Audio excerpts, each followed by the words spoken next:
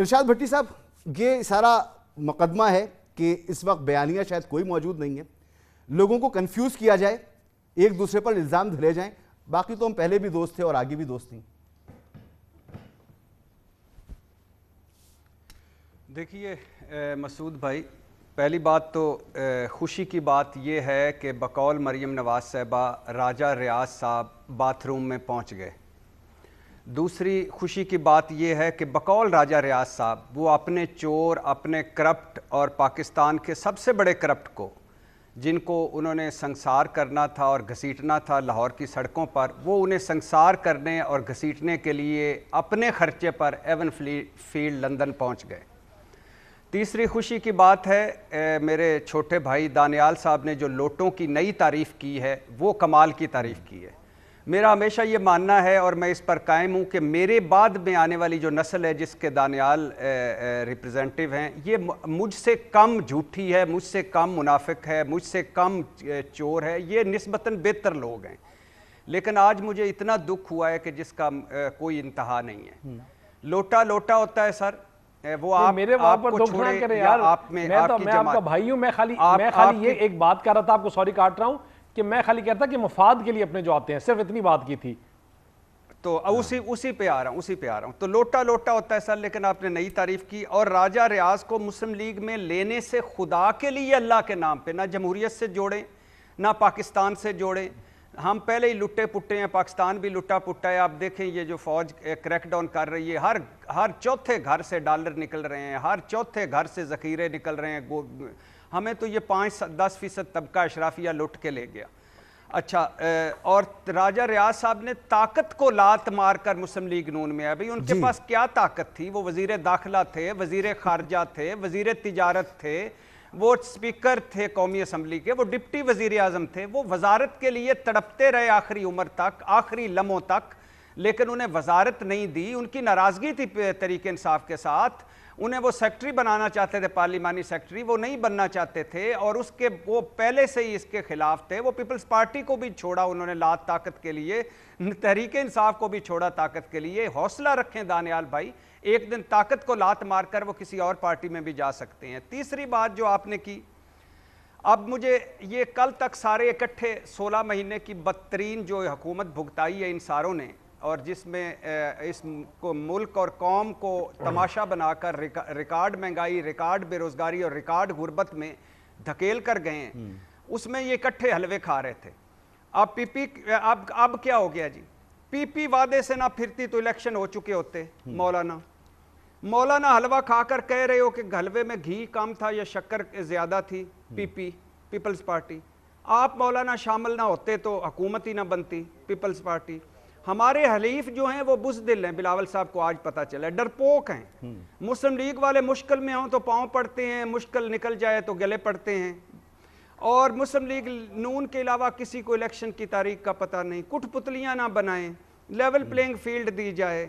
یہ نگران حکومت بھی مسلم لیگ کی حکومت ہے، پیپلز پارٹی۔ مسلم لیگ نے ووٹ کی عزت پامال کر دی، پی پی۔ ہر وقت بھٹو زندہ ہے، بھائی بھٹو مر گیا ہے، آگے بڑھو مسلم لیگ۔ آپ مجھے بتائیں، آپ مجھے یہ بتائیں کہ اگر آپ ایک دن ہم دوپہر کو یا صبح اٹھ کے دیکھیں زرداری صاحب رائے ونڈ جا رہے ہوں، 52 ڈشز کا کھانا کھا رہے ہوں، بلاول اور حسن حسین کی دوستیاں کرا رہے ہوں، اور پھر اگلے دن شام کو دیکھیں ایک انٹرویو میں زرداری صاحب کہیں کہ یہ نواز شریف تو ناسور ہے، درندہ ہے، دھرتی اس کو تو اگر معاف کیا تو اللہ بھی معاف نہیں کرے گا، اور یہ گریٹر پنجاب بنانے والا مجیب الرحمان ہے۔ ایک دن ہم دیکھیں بلاول نعرے مار رہے ہوں کہ نواز شریف کی شکست مودی کی شکست ہے، نواز شریف مودی کا یار ہے، یہ ڈرامہ باز ہے، یہ ایکسپرٹ ہے، یہ سیاستدان نہیں ہے، یہ تاجر ہے، اور شہباز شریف کو وہ کرپٹ کہہ رہے ہوں، قاتل اعلیٰ کہہ رہے ہوں، اور پھر اگلے دن بلاول بول رہے ہوں نواز شریف نظریاتی ہو گئے ہیں۔ اور بھٹی صاحب یہ معاملات تو ہوتے تھے نا کہ 5 سال کی حکومتیں ہوتی تھیں۔ مسعود بھائی صرف 20 سیکنڈ مسعود بھائی، اور پھر شہباز کابینہ میں وہ وزیر ہوں اور کہہ رہے ہوں بلاول کہ شہباز سپیڈ کی سندھ میں ضرورت ہے ہمیں۔ اچھا، اور ایک دن شہباز اور بلاول اکٹھے کھڑے ہوں، وہ کہیں پہلے آپ، نہیں وہ کہیں پہلے آپ۔ اچھا، پھر شہباز شریف صاحب کی نظر میں زرداری صاحب مسٹر 10% ہوں، علی بابا 40 چور ہوں، لاہور کراچی لاڑکانہ کی سڑکوں پر گھسیٹنا ہو، پیٹ چیرنا ہو، اور پھر زرداری صاحب سے جفیاں ہوں۔ مجھے بتائیے کہ ان میں سے کوئی ایک موقف یہ ہمیں بتا دیں کہ یہ درست ہے، ہم اس پہ چل پڑتے ہیں۔